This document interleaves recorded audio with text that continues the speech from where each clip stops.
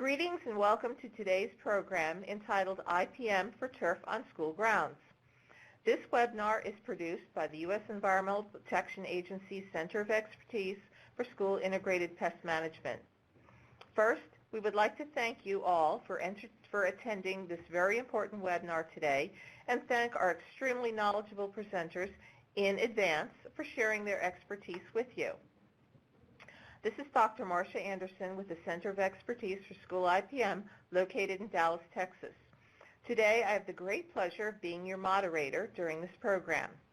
This webinar is part of a series of educational school IPM presentations intended to educate stakeholders such as yourself and others in school and school-related positions about the importance of school integrated pest management to student health. Every school has a pest, walk, fly, or hitchhike in at one time or another. Today's webinar will share with you some of the best turf pest management practices and discussed by two of the top turf experts in the country. But what exactly is integrated pest management? So before we introduce our great presenters, I would like to take a few minutes to review integrated pest management and why it's important.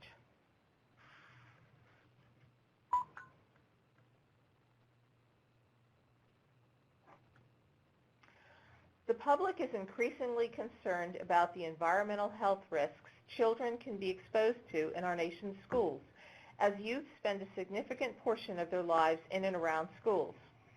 A great portion of our school facilities may have environmental conditions that pose increased risks to our children's health. Reducing children's exposure to such environmental hazards improves their health and attendance and leads to greater academic achievement. Healthier school environments, including outdoor playing fields, enable children to learn more and enable them to experience a more productive and a higher quality life. Full implementation of integrated pest management reduces exposure to pests and pesticides, reduces pesticide use, reduces pest complaints, and is cost effective. IPM is a sustainable approach to managing pests since it combines biological, cultural, physical, and chemical tools in a way that minimizes economic, health, and environmental risks. IPM provides an opportunity to create a safer and healthier learning environment by helping to manage pests and reducing children's exposure to pesticides. It has also been shown that a good IPM program can reduce asthma triggers, thus improving school attendance. An effective school IPM program uses common sense strategies to reduce sources of food and water and shelter for pests both in school buildings and on school grounds. Integrated pest management, or IPM for short, is a smarter and usually less costly option for effective pest management in the school community. Protecting the health of children is a top priority for the U.S. Environmental Protection Agency. Children face increased risks to their health when they're exposed to pests and pesticides.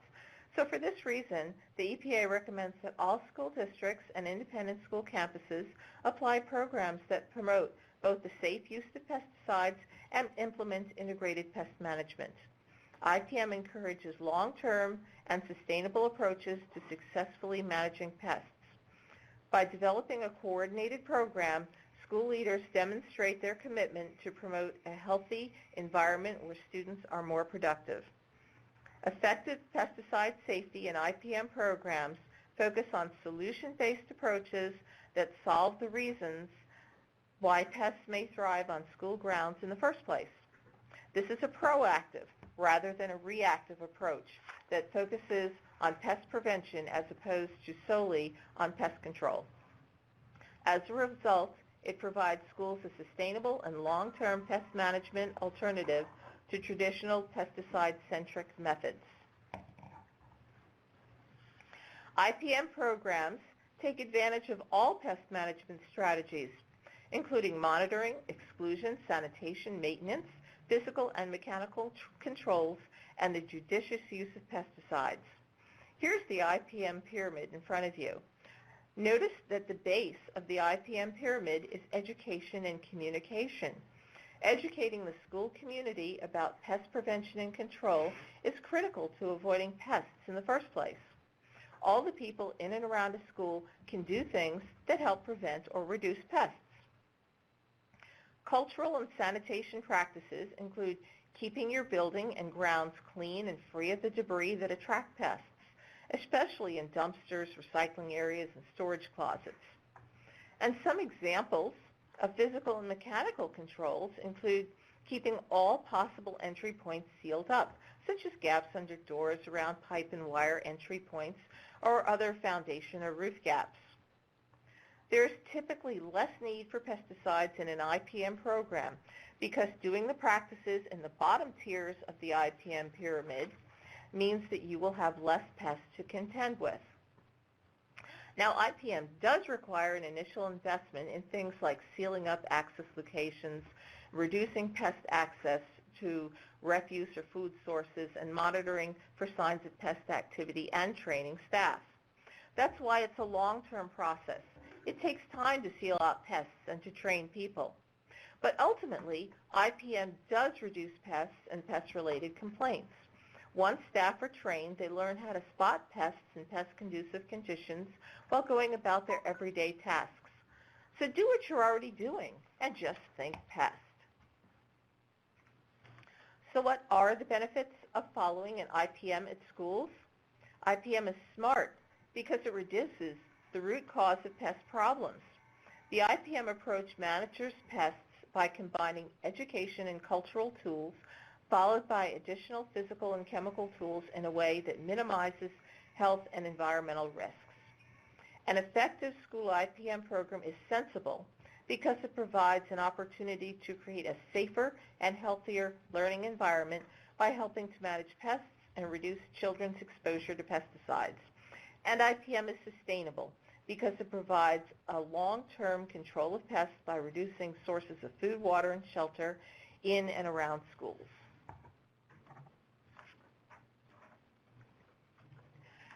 Now I have the great privilege of introducing our webinar presenters. Kim Pope-Brown is the Pesticide Safety Education Coordinator for the Louisiana State University Ag Center.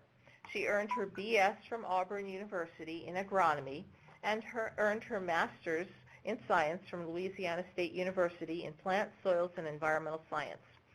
Within the LSU Ag Center, she's responsible for training commercial pesticide applicators, assisting county agents with private pesticide applicator trainings, updating study materials and exam materials in the state of Louisiana. And prior to working for the LSU Ag Center, Kim was the Assistant Pesticide Safety Education Coordinator at Auburn University. Next, Dr. Alex Kowaleski received his master's and PhD from Michigan State University.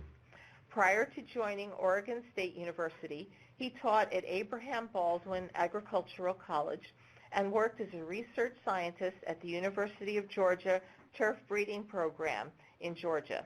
Dr. Kowaleski has served as a Briggs & Stratton Yardsmat expert and operational consultant at the 2008 Olympic Games in Beijing, China. In 2012, Alec joined Oregon State University as the turfgrass specialist with a teaching and extension-based appointment.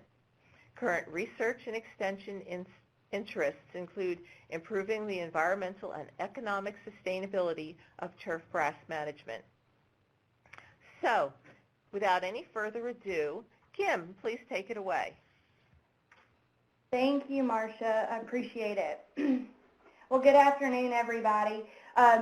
Thank you for the great introduction, Marcia. So I'm going to kind of tee up or continue with what Marcia started with on the importance of IPM and what IPM really means and what it means in turfgrass. So with that being said, let's get started. So there's a lot of different definitions that you can find out there on the internet pertaining to integrated pest management or IPM.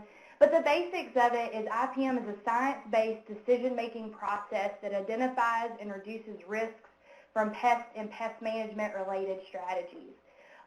Basically, site assessment, monitoring, pest prevention, and a combination of a variety of different pest management tactics to keep pest levels within an acceptable limit or number. Few other definitions that are out there. IPM is an economically friendly, common sense approach to controlling pests.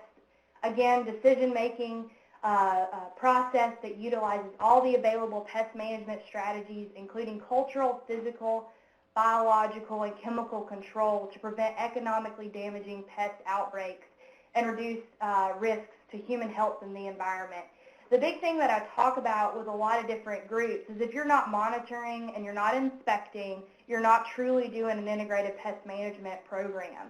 So it's really important that you get out and you look around and pay attention to what's going on. And we'll talk a little bit more about how that actually plays out as we go through this presentation. So this is a slide that I show to a large majority of all of my applicators get to see this slide in Louisiana because I think it's really important. When we start talking about pest control, we're not talking about one option. You know, we're talking about an integrated approach. You know, you have more than just a hammer and duct tape in your toolbox. So when we talk about IPM, we're talking about a systematic approach, a toolbox approach to pest control. You know, we talk about things like biological, which we'll dive more into a little later, but biological pest control being another living organism controlling another living organism. Things such as mechanical control, and I know Alex is going to talk a little bit more about that as well, but it's really important, especially when we talk about turf. Things such as mowing is vital whenever we talk about turf management and an IPM approach to that. Cultural things such as fertility. I can't stress how important fertility is in a turf setting to good overall integrated pest management system. And we'll dive more about fertility a little further on. Physical, such as physically removing things from a particular area is really important. And then paying attention to regulatory and how regulations actually impact pest control. For example, living down here in Louisiana, we have one of the largest ports in the country in New Orleans. Regulatory being there to actually stop things from coming into this country that could come in through the port system is extremely important. Things such as quarantines at a state, county, regional area are extremely important as well. And then we have chemical, because that is a vital and a very important part of an integrated pest management approach. We like to use all of these things in combination to truly have an integrated pest management program. So again, what are some of the goals of IPM? Well, Marcia kind of covered some of that stuff, but basically we want to keep a balanced ecosystem. You know, we also want to promote a healthy environment for our children. Being on school grounds is especially important, especially when you talk about athletic fields and playgrounds where you have kids playing around, rolling in turf. It is really, really important that we have a big picture approach to pest control.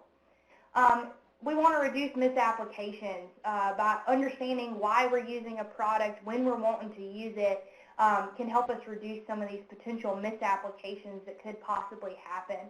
Like Marcia said, it also helps us save money. It can save money long term by having a better pest management program long term. And alone, pesticides may not be effective. You know, gone are the days where we have the products that we can just spray and pray and walk away. You know, we've got to actually use more of an integrated approach to get these pesticides to actually be the most efficacious. And we also want to maintain a good public image, which are all very important parts of IPM. So, you know, IPM is kind of a all-encompassing working together system. The first thing that we have to do is identify, and we've got to monitor. You've got to know what you're trying to control, where you're trying to control it, and why you're trying to control it. It's also important that once you know what you're trying to control and what kind of pest issues you've got, you select that best pest management program for that particular pest, so you know kind of how you need to approach that.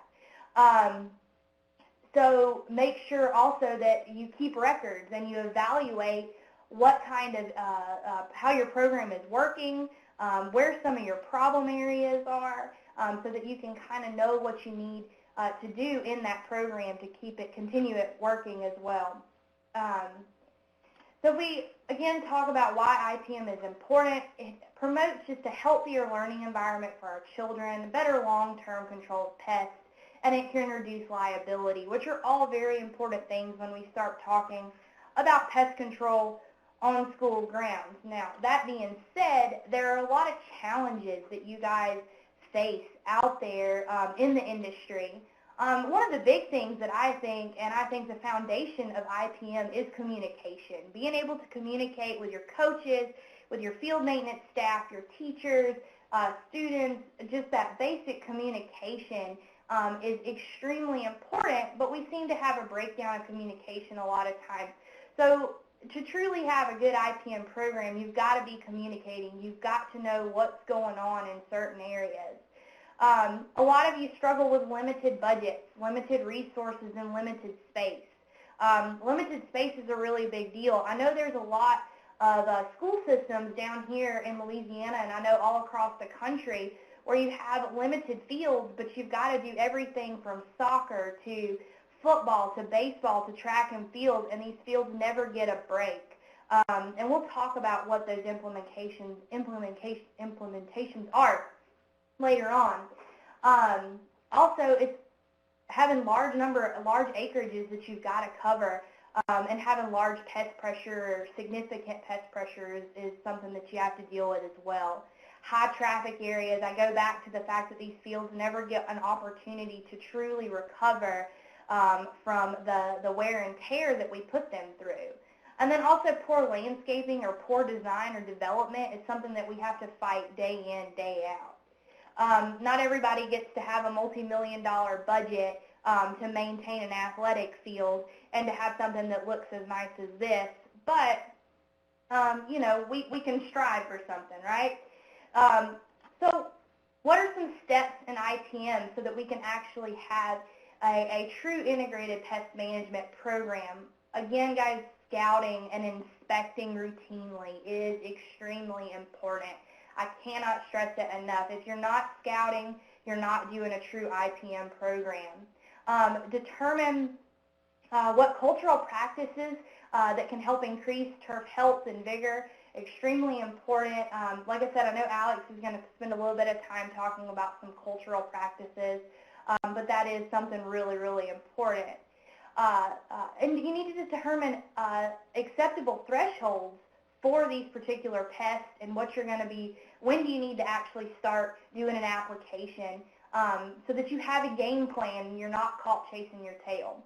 It's also important to determine when you need to do these pesticide applications. If you decide that a pesticide is your option and what you need to do to control a pest, then you need to know what time of life cycle. When we start talking about weed control, we talk about small weeds, maybe even pre-emergent weed control.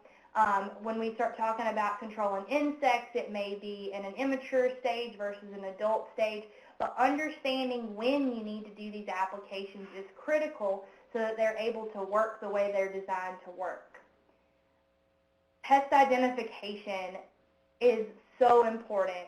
Always identify the pest before you take any action. Make sure you know what you're trying to deal with so that you can get control, you can truly actually control that pest. Misidentification results in a lack of knowledge and ineffective control of that real pest.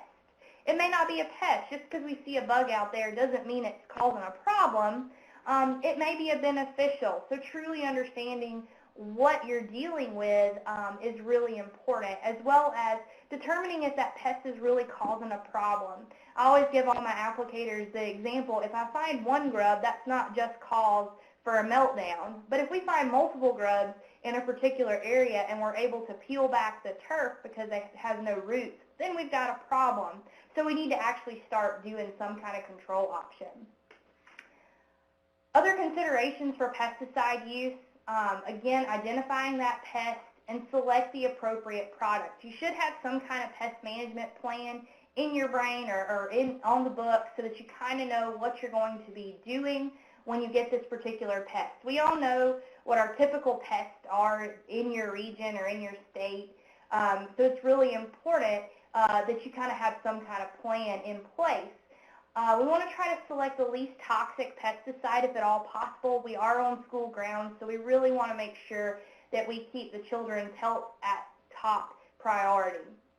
We also want to avoid developing resistant pest populations, and if we do use the pesticide, we want to make sure we use the appropriate application rate, which we find that information on that pesticide label. So it is extremely important that we read those labels and we apply those products at the appropriate timing. We also need to develop a specific management plan, which we've talked about. Determine the area of the school that will require different management plans. So different areas are going to require different management plans. For example, if you are at the front of a school ground which doesn't have a whole lot of traffic, doesn't have kids playing on it, then you're going to manage that a little bit differently than you would an athletic field that's getting, 12 hours a day having kids run on it, 8 hours a day, whatever the case may be. So understanding what these requirements are for those given areas is critical whenever you're developing a specific management plan for that area. Identify what the area is going to be used for. We kind of just discussed that. Also, issues that might arise in that area. If you've got a really poor drainage issue, maybe that's something that you've got to pay attention to. If it's close to wooded areas, or, one thing we deal with is up next to agricultural fields, it could kind of change some of your pest spectrum and some of the issues that you might have in that area. So again, identifying those major pests, and so you have a plan on how to deal with those pests. Something else that's really important, whenever you've got to choose the right turf for the area. Especially when you get new school systems or you're building new athletic fields, making sure you select the appropriate turf for the area of where you're going to be growing it and what you're going to be using it for. If it's a high maintenance area versus a low maintenance area, how much traffic is it going to have? If you've got a high traffic area, you want a turf that can withstand that traffic and can recover quickly. And your soil type will make a difference in the region and where you're actually growing this turf. Also shade. Shade plays a critical part in how substantial your turf is and how much, what it can withstand in certain areas. So making sure you kind of have an idea as to where that turf is going to be growing so that you can select the appropriate turf for that area. Something to keep in mind for weed control, one of the most important concepts for weed control is cultural practices of that turf area. You see that picture to the left is a really thin turf, a turf that's been beat up, worn out, been used a good bit. Well, basically what that's doing is it's opening up a prime opportunity for a lot of different weed species to move into those bare areas. And you see on the photo to the right, a really weedy turf that actually it's mostly just clover at this point in time because it actually took advantage of a field that was really worn out. So understanding that when you don't set turf grass up for success, you're opening it up for a lot of different weed issues and a lot of other issues. Compaction is something that we really have to deal with as well. If we get a really compacted ground or athletic field, then it's poor growing conditions for those plants. It's going to increase weed populations. You're going to have a lot of different types of weeds that are going to be more able to adapt to those areas versus some of our turf. And the other thing that we really have to pay attention to with compaction is an increased injury. You have a really hard surface. How many of you guys were tackled whenever you were a kid playing at recess or even playing football growing up? Getting tackled on a really, really compacted surface is just like getting tackled on concrete. So, understanding that we don't want to have a really compacted soil because it could potentially add for more injury. And worn out fields and compacted fields, they look a lot like this. and when they're not fertilized or aerified like they need to be in order to reduce some of that compaction.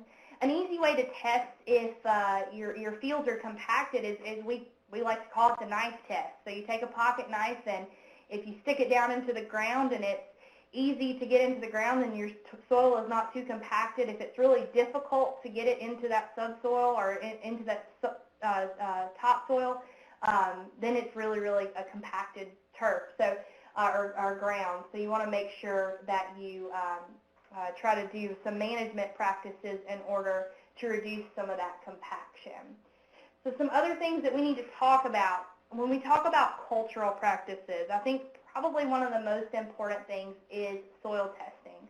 When people call me, they're like, Kim, what do I need to do about this? So they call our turf specialist here in Louisiana, Dr. Ron Strahan. They're like, Ron, what do we need to do? Or somebody might call Alex. One of the first questions a lot of us are going to ask is, well, have you done a soil test? And I joke with a lot of my applicators, I was like, don't guess, soil test. It's extremely important so that you know what you're dealing with. It's really, really, and I can't stress that enough, soil testing is so important. So how do you sample? How do you do a soil sample? Well, first thing you need to do is you need to use clean equipment.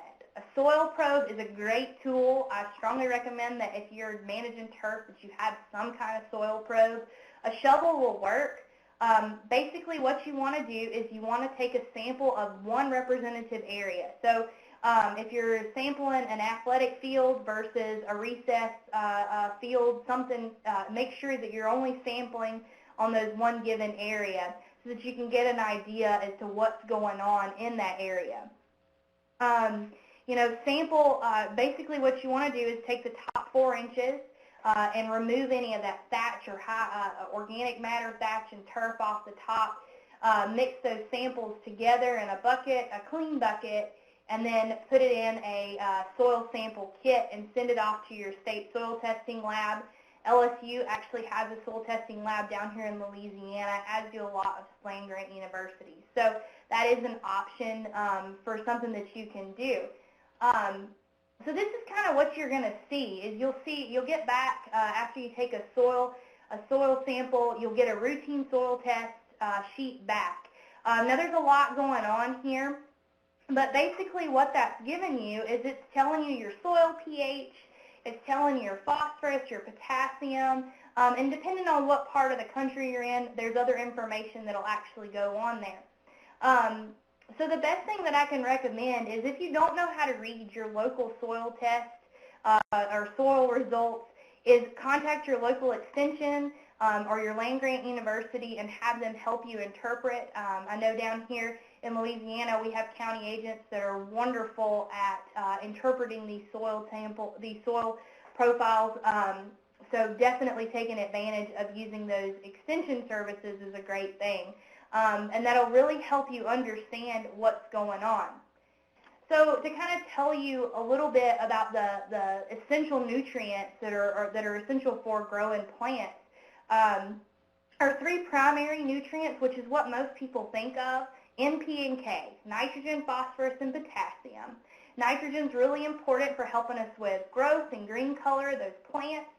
Phosphorus is there for helps us out with root development, and potassium can also help us out with a little bit of drought tolerance and disease resistance. So those are kind of what most people think of, and we'll get into a little bit more detail here in just a minute. Secondary nutrients can be things like calcium, magnesium, and sulfur. So those are really important as well. They're just not considered primary nutrients. Then we also have micronutrients that are very essential as well, and I'm not going to go through all of those, but we've got a little bit more information further along. So again, when you go buy fertilizer, typically you're going to see those 3 numbers across the front of that fertilizer bag, and that's your N, P, and K, your nitrogen, your phosphorus, and your potassium, which kind of gives you a ratio of how much is in that bag. If you're trying to do just strictly nitrogen, so you just need to do a nitrogen application, a lot of times you might see a product like 4800, so 4800. That is a strictly nitrogen fertilizer. Then you've got products that are nothing but phosphorus, and you'll see a 0, a number in the middle, and a 0 at the end. So that's no nitrogen, however much phosphorus is in that bag, and then no potassium. And the same is for potassium. So you could have 0013 or something like that. Might be something that you would see. But a lot of times what you'll do is you'll buy a bag that gives you that nitrogen, that phosphorus, and that potassium in there. And again, using that soil profile or that soil test results that you get back will help you kind of determine what kind of fertilizer, how much fertilizer applications you need to do for the grass that you're growing.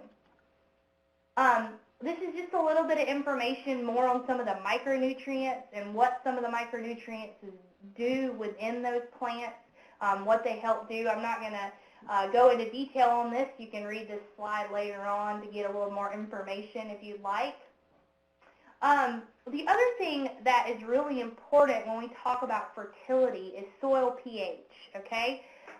So pH, as most of you probably know, goes from 0 to 14, 7 being neutral, okay, and below 7 being more acidic, and above 7 being more alkaline or more basic. So what does that actually mean when we talk about nutrients in plants? Well, first off, it can impact how available a lot of our nutrients are within those plants. And you kind of see this chart right here kind of lets you see that most of our nutrients are more available altogether across the whole screen from very slightly to very slightly acidic is about where most things are most available. You know, you start getting really, really alkaline soils, a lot of things are not as available, or if you get too acidic, things are, nutrients may not be near as available as they would be in more of that slightly acidic, very slightly acidic range. To kind of give you guys a demonstration, this is an area that was actually sodded with zoysia grass. It was in the southeast, sodded with zoysia grass 3 times before they actually took a soil sample.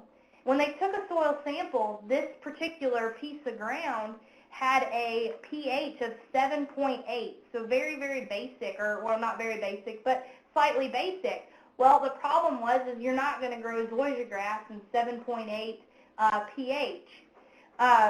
So making sure that you take those soil samples so that you know what your pH is really, really important. Other things such as managing soil pH, do a soil test. If you need to raise that pH, adding lime, eliminate or reduce the use of acidic forming fertilizers if the soil is too acidic.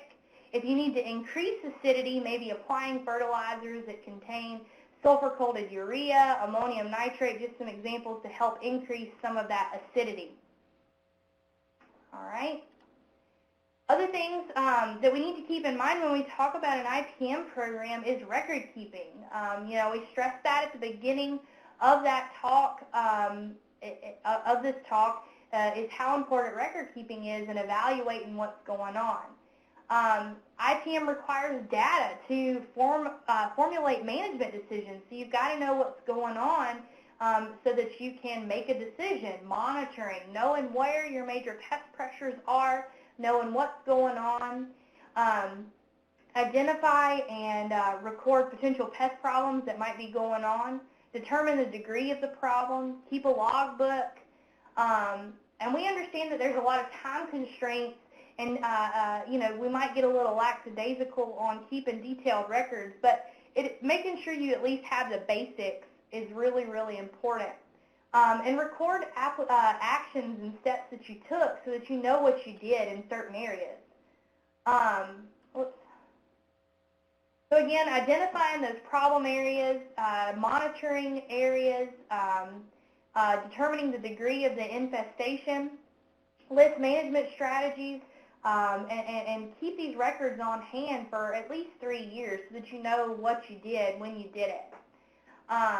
This is just a list of the record keeping. If you do a pesticide application, this is the information that you need to make sure that you have in your records, the type of product that you used, when you used it, the application date, the time that you used it, where you applied it, what you were trying to control. All of that information should be recorded in your records. So records really do help you in making management decisions. It supports better management decision making, helps you reduce operation costs, so you know what you need to do. You know if you need to buy a certain product, or you know what you do to control a certain pest, so that you can kind of make good management decisions there. It ensures regulatory compliance, making sure that you have everything written down. So, you know, in Louisiana, we actually do have a requirement of school IPM record keeping and having an IPM plan. So this is really important for a lot of our guys to make sure we keep written records. And then also it preserves memory. I mean, guys, I can't even remember what I had for breakfast this morning, let alone remember what I did 3 weeks ago. So making sure that you keep good records so that you know what you did. This is just a snapshot of a record-keeping sheet, a pesticide use log, so that you can kind of keep everything together. So if we talk about a few different pests that you might see, one in particular is ticks. It's something that we all need to be very aware of. Ticks can transmit a lot of different diseases. We have about 12 different species of ticks that do transmit disease. Some diseases that a lot of us are really familiar with are things like Rocky Mountain spotted fever or Lyme disease. We hear a lot about those two in particular, so that's something to be aware of. So some different things that you can do to help manage tick management in an area. The big thing to do is vegetative modification, so that the environment is less suitable for ticks. Basically increasing sunlight and lowering that humidity. You know, they like to be in shady, humid areas, so getting rid of those particular areas is really important in helping to manage ticks. Also, management of hosts. So exclusion fence, keeping like deer and rabbits and other critters from coming on to school grounds is really, really helpful to manage those, to manage some of our ticks as well.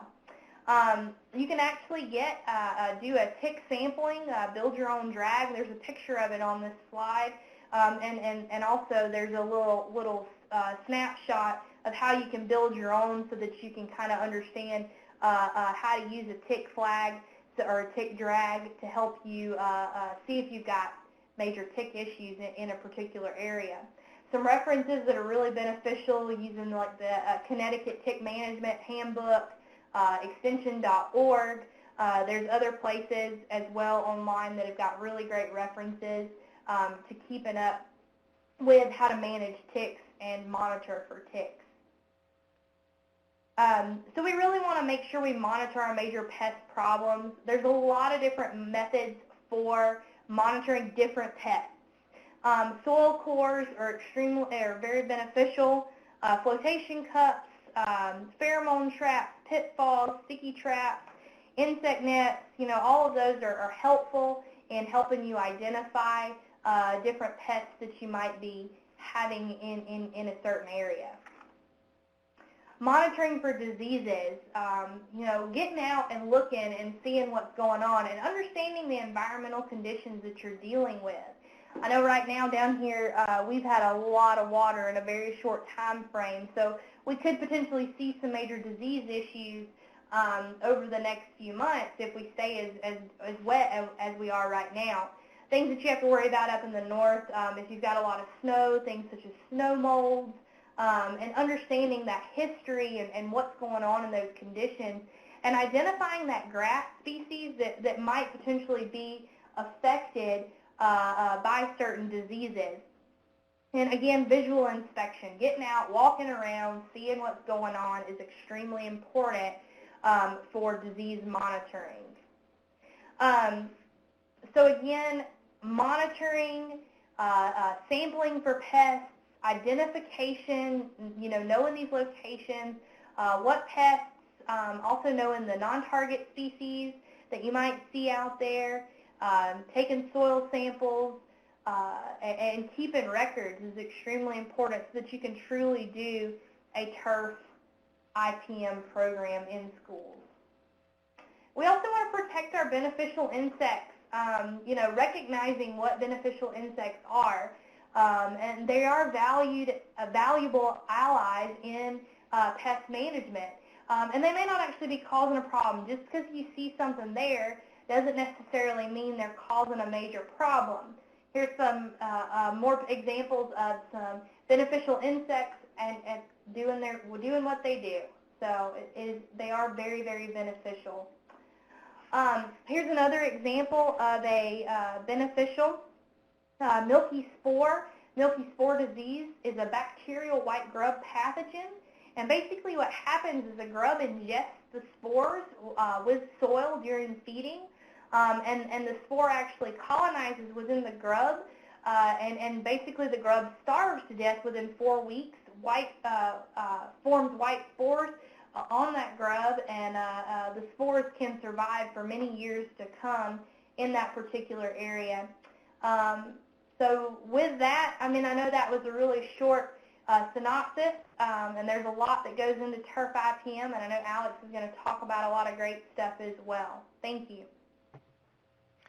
And thank you, Kim. That was a great refresher on the importance, challenges, and steps integral to implementing IPM in your turf grass management routine.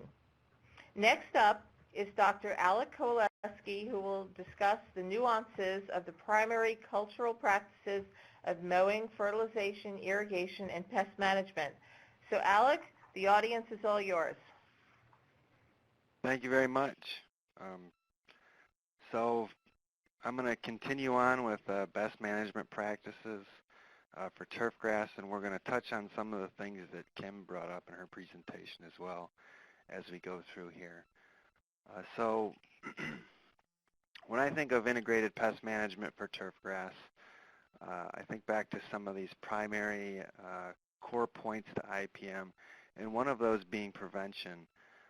So when I look at turf management in general, in terms of pest prevention, how can we make the grass as strong as possible and reduce invasion of pests, whether it's weeds, insects, or disease?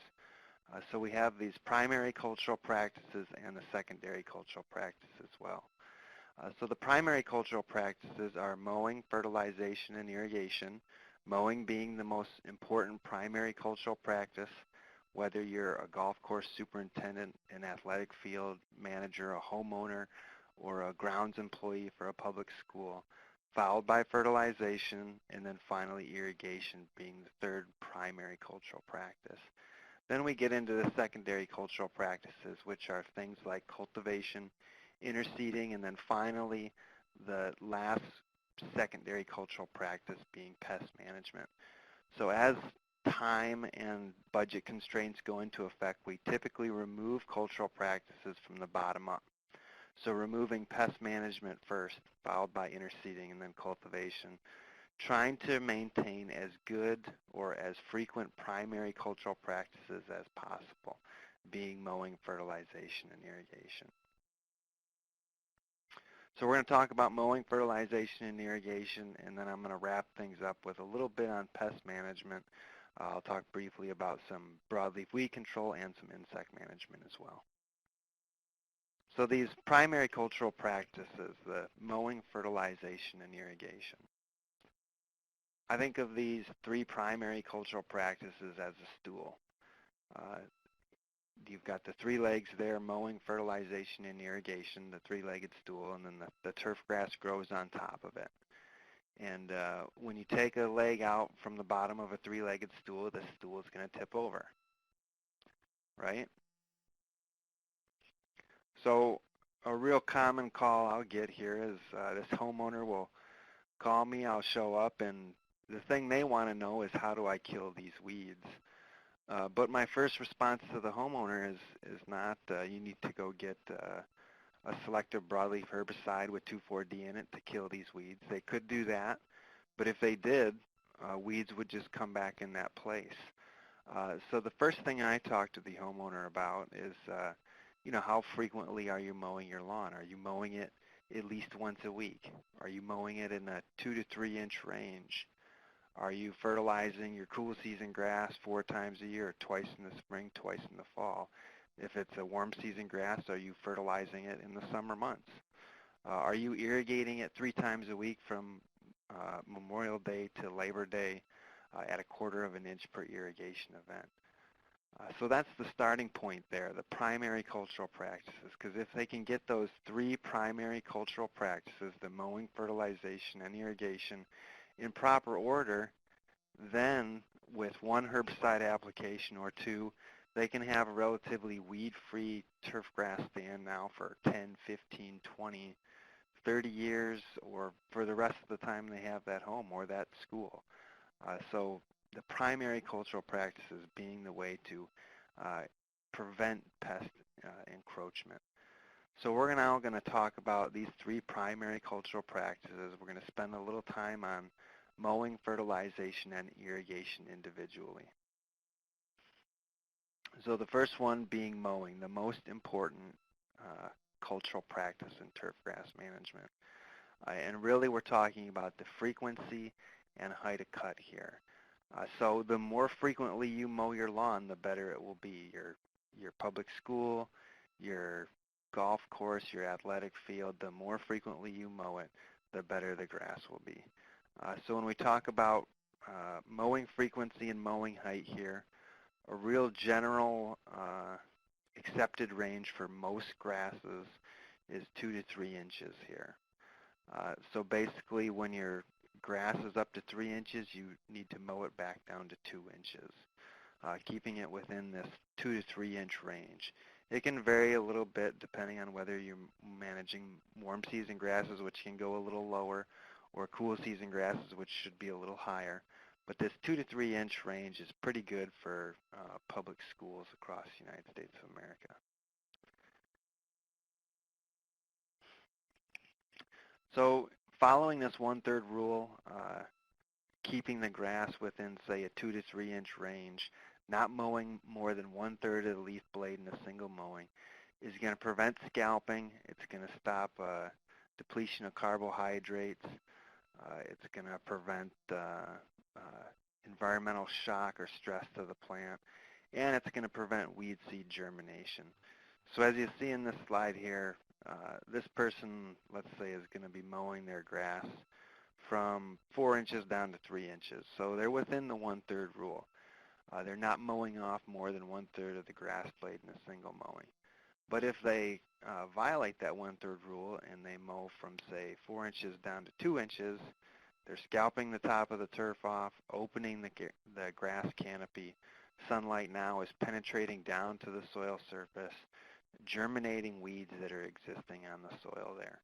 And whether you've got a school that's 100 years old or a brand new sod that you've got just a day ago, the soil is full of weed seeds, the weed seed bank.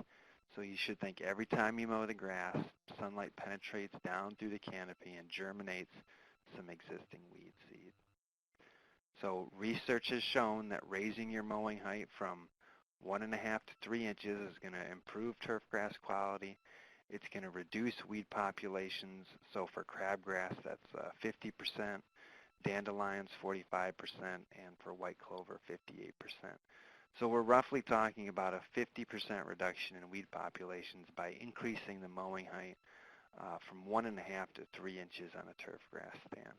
So that's one of 5 cultural practices that is going to basically cut weed populations in half when done right. And I have this slide here of a mulching mower, which has 2 sets of blades mounted on top of each other here. And basically this cuts the clippings of the grass up very fine and integrates them back down into the soil. And this is in here because by mulching grass clippings back into the soil, you can return up to 2 pounds of nitrogen per 1,000 feet per year into your grass stand, which is a lot of nitrogen. when we're talking about annual goals of, say, 3 to 5 pounds of nitrogen.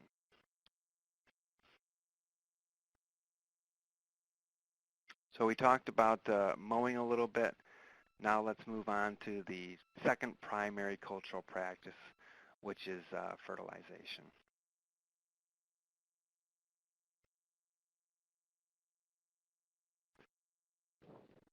So Kim did a very good job talking about fertilization, so I won't spend a whole lot of time on here.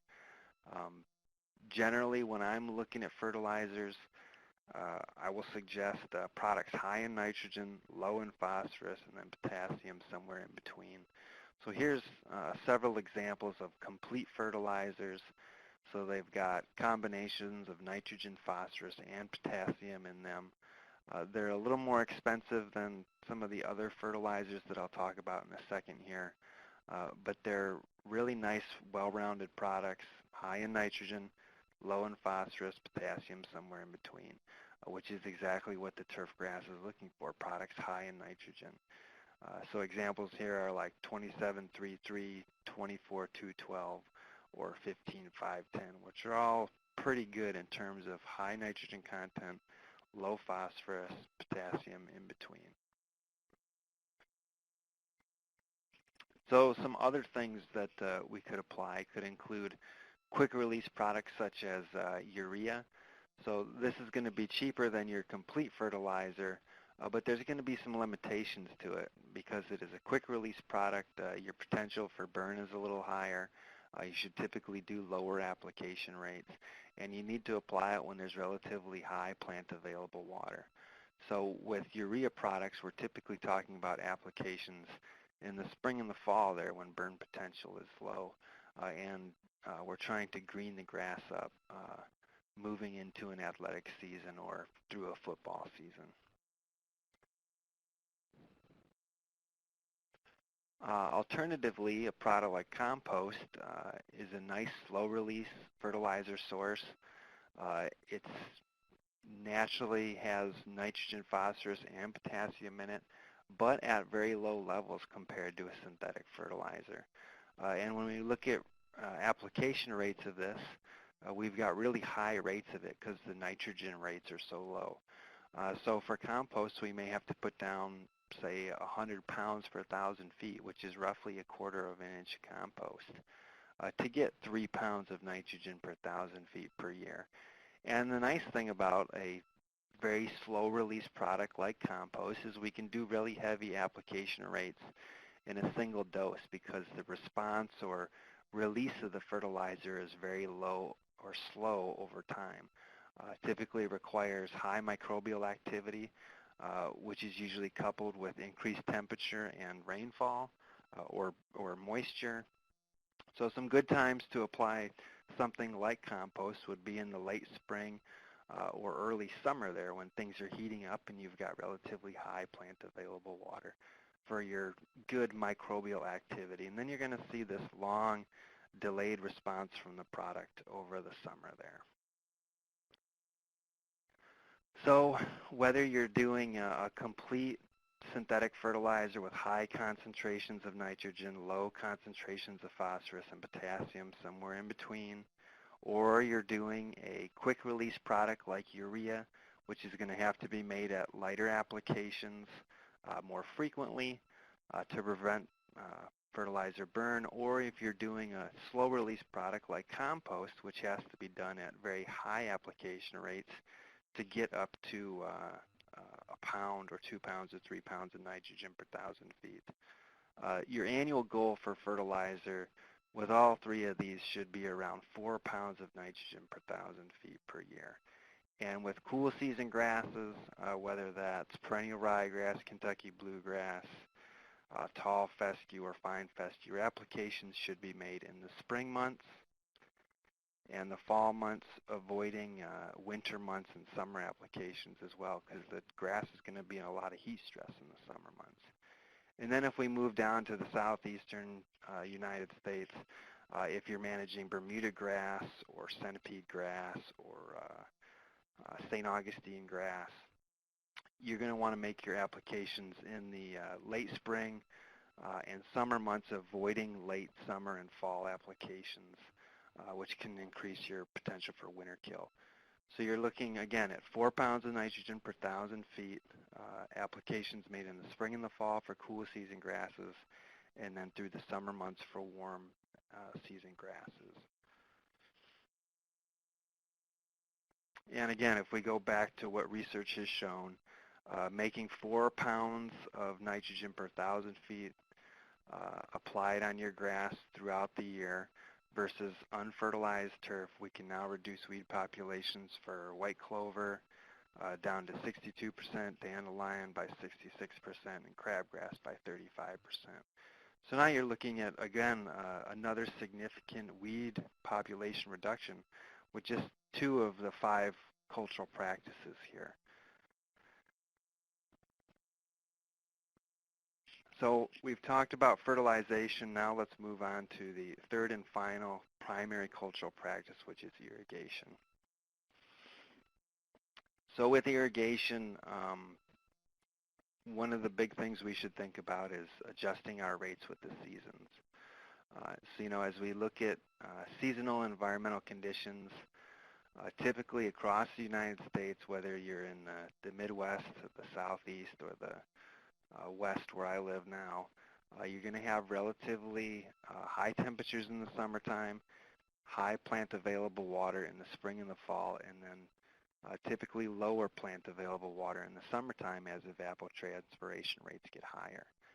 So we should think about increasing our rates with the changing seasons. And to be more specific there, frequency rather than rate is what I go for. So typically what I tell folks is in the spring, sometime, so for Oregon it's sometime around Memorial Day, turn your irrigation on 3 times a week at 1/4 of an inch. So that totals up to 3/4 of an inch.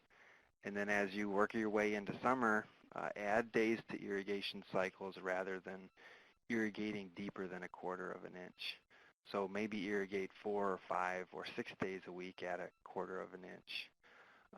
Particularly because with turfgrass, we're managing a plant with a relatively shallow root system. And the vast majority of rooting occurs in the top inch of the soil there. So if we're irrigating down to 3 or 4 inches of depth, which 1/2 of an inch or an inch irrigation will provide, we're driving the water down past the root zone. So again, think about more frequent, lighter irrigation applications. And typically, another thing we run into is people don't really know how much irrigation they're applying. So a real common call I'll get from public school employees, homeowners, even golf course superintendents is 20 minutes of irrigation enough? So what we should think about is how deep we're irrigating rather than how much time we're applying. Because the type of irrigation system is going to vastly change how much water you're applying in, say, 20 minutes. So, for instance, a residential pop-up irrigation system, which has irrigation heads on 10-foot spacings, can apply 1/4 of an inch of water in 7 minutes. Where rotor heads on 90-foot spacings on a golf course are going to require 40 minutes to apply that 1/4 of an inch of irrigation. So we need to put down rain gauges and get an idea of how deep the water is that we're applying. And we should have goals of around 1/4 of an inch per irrigation event. And just some things to remember, if you see some of these conditions in the field, it may be indication that you're over-irrigating. So over-irrigation can cause increased moss populations. Weeds associated with over-irrigation include annual bluegrass and rough bluegrass. And then weeds associated with drought conditions or not enough irrigation are typically summer annuals, such as crabgrass, wood sorrel, and knotweed. And this knotweed picture on the far left is a perfect example of this. In the left side of that knotweed picture, you see a driveway here, which is extremely dry. And then on the right side, you see this burnt out perennial ryegrass, very drought stressed.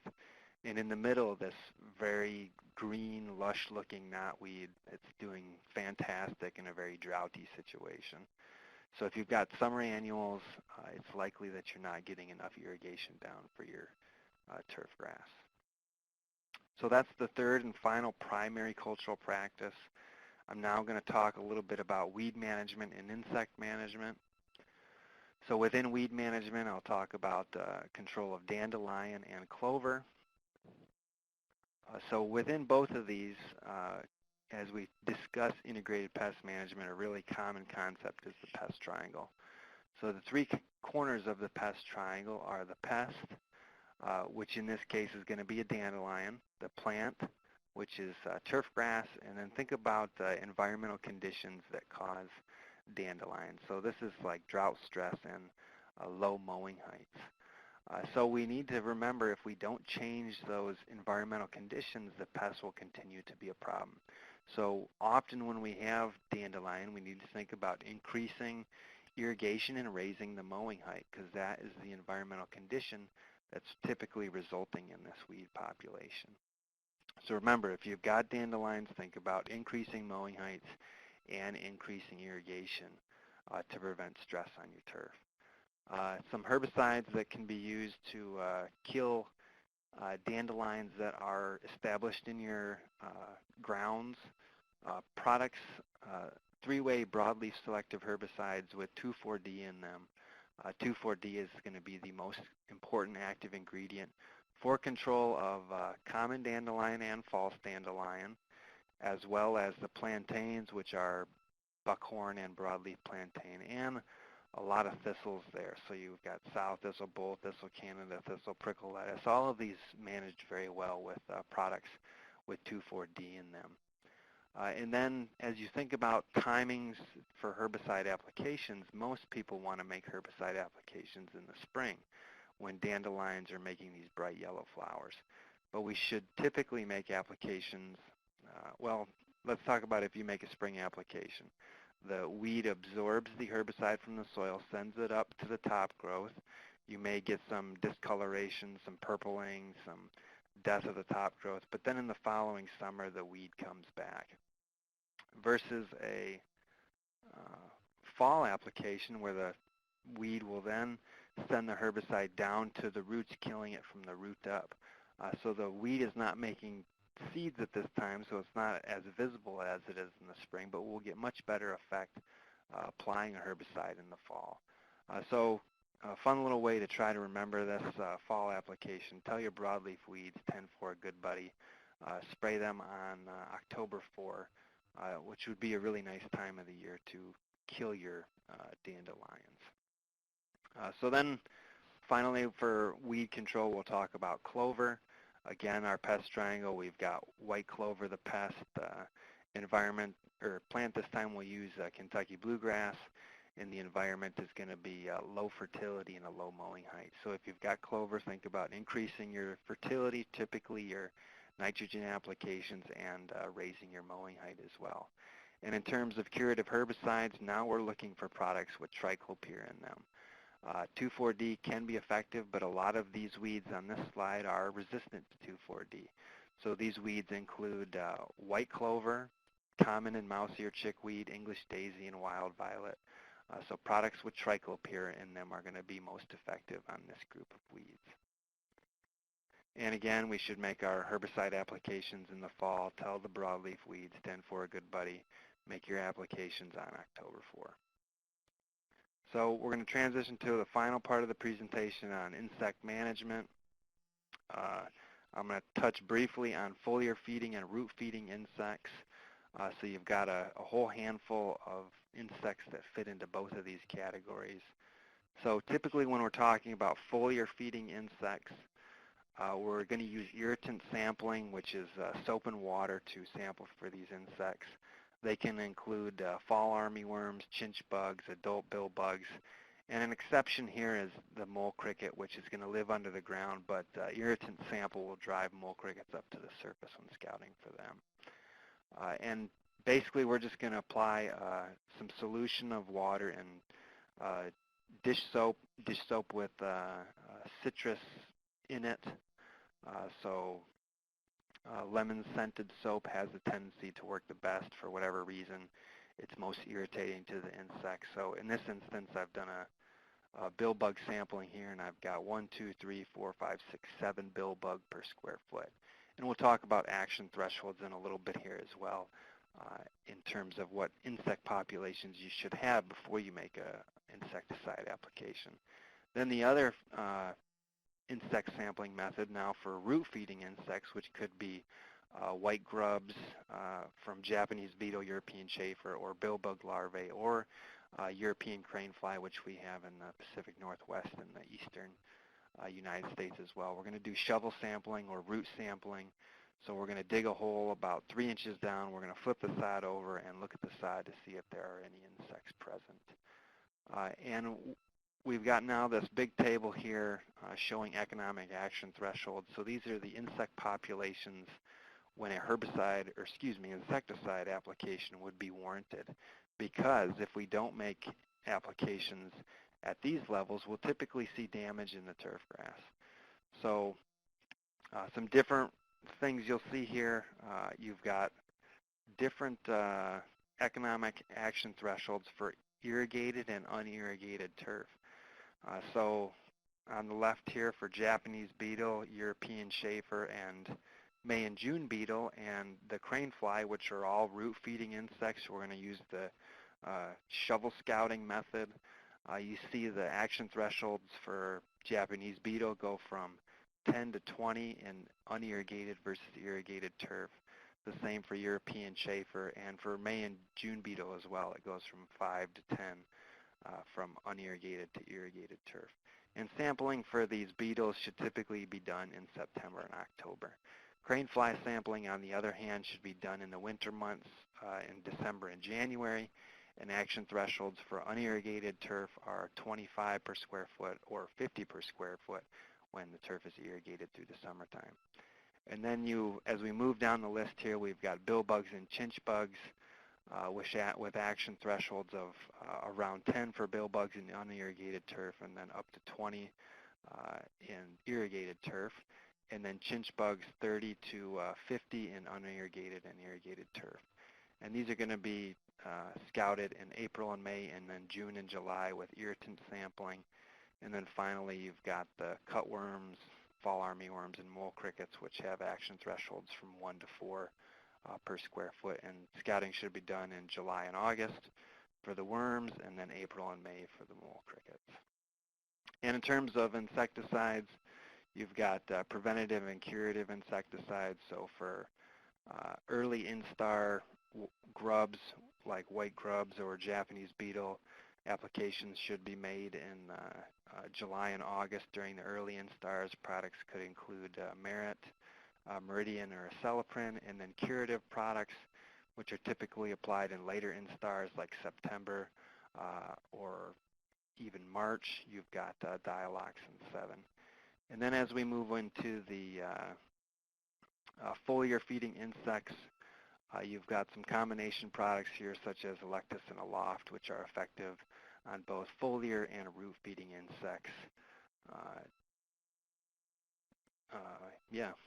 So foliar and fruit feeding insects, we could use these combination products. And that's about all I have. Thank you very much. Well, and thank you, Alec, for your comprehensive review of primary turf management procedures. So, to review, what did we learn today? Listed are just a few questions to ponder. What grass species do you maintain, and are they resistant varieties, resistant to pest, disease, and traffic conditions in your area, and compaction, such as Kim discussed? Are your soils tested regularly? Are fertilizers adjusted accordingly? And what are the pest or disease problems in your area? How about mowing height and blade sharpness?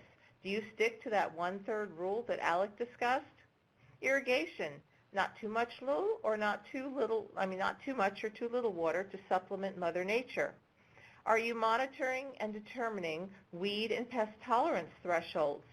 And when do you need to act to reduce the presence of weeds? Are there any other adjustments that you may need to make to your routine to prevent weeds in the future? How often are your fields used? Are you experiencing that compaction from overuse? Are you able to rotate those fields, or are there any other outside influences on your fields? Pests, wildlife, geese, community, use, or even vertebrate turf pests?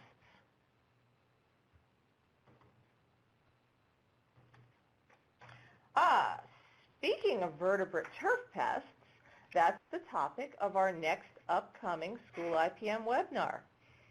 Listed here are all of our upcoming webinars for this school year. All webinars are at 2 p.m. Eastern, so save those dates.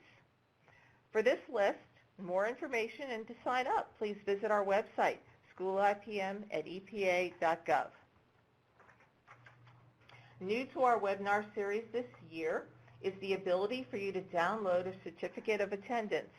For some of you, these certificates will provide supportive documentation for continuing education credits. You will be sent a link in a few hours after the webinar to print your own certificate. The School IPM Listserv is our latest way to assist and motivate those in the school community to start, grow, and sustain your IPM programs. By subscribing, you will receive invitations to upcoming webinars, highlights from links to IPM-related newsletters, and updates on EPA School IPM activities, along with other pertinent announcements. To sign up for our listserv, go to our website, or you can email us at school.ipm@epa.gov. Thank you again to our great presenters, Kim Pope from the Louisiana State University Ag Center and Dr. Alec Koleski from Oregon State University, and to each and every one of you, our audience, for participating in this webinar. In time, after the webinar has concluded, a list of all questions and answers will be provided on our website, along with a set of resource links, the PDF of the PowerPoint slides, and the recorded presentation available for on-demand viewing will also be located on the same web page. In a few moments, you will see a short series of questions on your screen. Please help us to help serve you better by answering these short questions. Now we will entertain audience questions. We'll begin with questions that you posed during the webinar in the question pod. And please feel free to add any other questions to the pod now. Any questions that are not answered during this 20-minute question and answer session will be answered by our presenters and placed on our webpage. So without further ado, the first question is, with the belief that the climate is rapidly changing due to pollutants, thus causing an increase in temperatures, do you feel that IPM will eventually be revised? This can go to either one of our presenters. Kim or Alec? Well, I guess... Go ahead, Alex. No, you were first, Kim. Go for it. Okay. Well, I guess IPM is ever evolving with new information that comes available. You know, it's not a one-size-fits-all. It depends on what you're talking about based on the situation that you're dealing with. I mean, pest control is ever evolving. And what we do in an integrated approach is ever evolving. We don't just... There's like I said, there's not a one-size-fits-all for for one situation. Everything has got to be open to changing. I would agree with Kim that everything needs to be open to changing, and one of the things we should think of when considering climate change and things like that is we really have two different types of grass in the United States. We've got cool season and warm season grasses. So as things change, we'll typically see warm season grasses being pushed farther and farther north across the U.S. We've already seen this trend. For instance, at Purdue, their football field is now Bermuda grass, which is some of the farthest north we've seen the utilization of that warm season grass. So as things change, we'll have new grasses in different places, and we'll probably see the pests that are in the southeast moving further north along with the grasses. So things will change, but I don't think IPM as a whole will change. These cultural practices that we use are very common across all the states, and the pest management practices are very common as well. So things may change a little bit, but I don't see any major revisions in IPM because we're still going to be managing the same grasses that have already existed in the United States of America. Okay, I have another question here.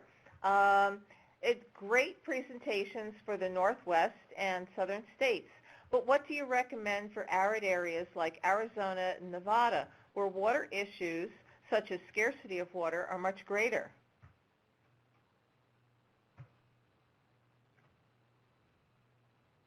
So I'll jump in on this one. Some resources are at the New Mexico State University and the University of Arizona as well. There are some great faculty in those states that do a lot of work on arid environments. And then in Utah as well, it would be Utah State University. So some of the things you should think about in those areas is the use of reclaimed water and gray water, I think, are required in several of those arid states. And the research on that is ever going. That's developing grasses that can tolerate accelerated levels or high levels of salt content. So people are continually developing warm season grasses, Bermuda grasses, and zoysia grasses that can tolerate higher and higher salt content levels for irrigation with effluent water. So in areas like that, think about using these grasses and using effluent water resources as well to minimize your use of potable water on the landscape. Great I answer. agree with what Alex said. I mean, I worked out in Arizona, so I have actually seen firsthand what a lot of that is. And Alex, I totally agree with everything he just said, so I'm not going to expand anymore. Thank you. Switching to another area of the country, it's a question here. In Connecticut, we can only use organic material for the European chafer. Any intel on products that we can use? Alex, I'm going to let you take that away. Okay. So with the European chafer and the Japanese beetle, and you see the same thing with the European crane fly in the Pacific Northwest here. Your primary cultural practices and the lack of insecticides are going to be the best way to manage the grass. There are some things like milky spore and these other things which can provide some results, but typically these biologicals are not the quick response that we see from a synthetic herbicide. So particularly within the primary cultural practices, irrigation is going to be your big tool when managing grass that's infected with European crane fly or Japanese beetle. And if I remember correctly, I believe European chafer do not prefer to lay eggs in irrigated turf grass. They like drier grass. So if you can irrigate 3 times a week at 1/4 of an inch, it's going to improve rooting and present conditions that are not conducive to the European chafer when it's laying its eggs. Excellent. Thank you. Another question just popped in. It says, we have a new sod soccer field that was planted last fall. When do we need to fertilize?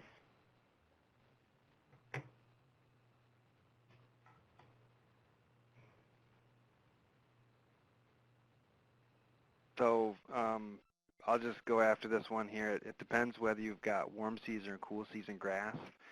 If you have cool season grass, some real general ways to remember when to fertilize is the holiday fertilization plan. So this is fertilizing on Memorial Day, 4th of July, Labor Day, and then Halloween or Thanksgiving. So that's 4 or 5 times a year, twice in the spring or 2 or 3 times in the fall. Again, that was Memorial Day, 4th of July, Labor Day, and then Halloween or Thanksgiving. If you're doing warm season grasses, you need to start fertilizing in the spring there, but avoid those fall applications. So you could fertilize, around Memorial Day, July 4th, and then sometime August 15th, maybe really early September. But as things start to cool down, you want to stop fertilizing on the warm season grasses. So for the cool season grass, if you have just established sod in the fall, it probably would be a good idea to come out this spring and hit it twice with some fertilizer. Wow, that's a great way to remember when to fertilize. I have to remember that myself. Another question here, do pH samples normally cost to obtain, and about how much would that be on a regular basis? Well, if you do like a regular soil sample, they do actually cost to send in a soil sample and get the pH samples, and usually it's between $7 to $12.